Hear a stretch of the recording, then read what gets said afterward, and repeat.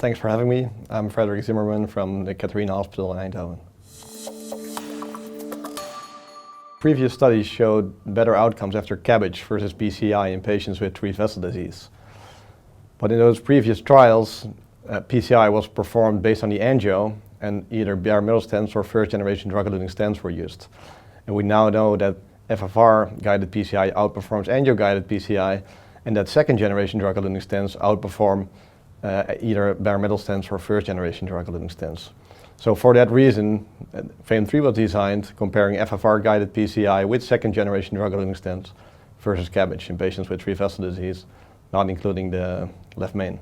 It was an investigator-initiated, multi-center randomized trial in 48 sites in North America, Europe, and Asia, and Australia.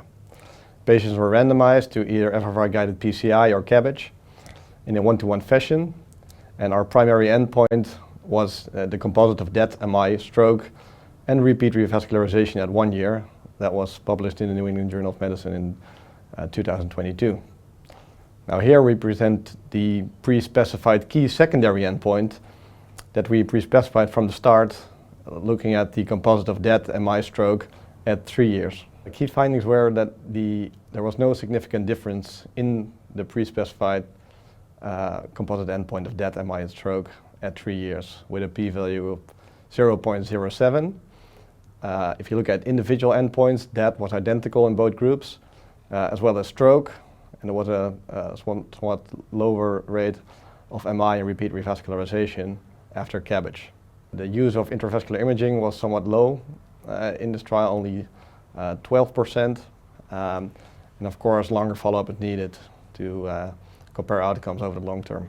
We looked at subgroup analyses, and we found particularly in patients with a low syntax group, syntax score group, that PCI had a favorable outcome compared with CABG.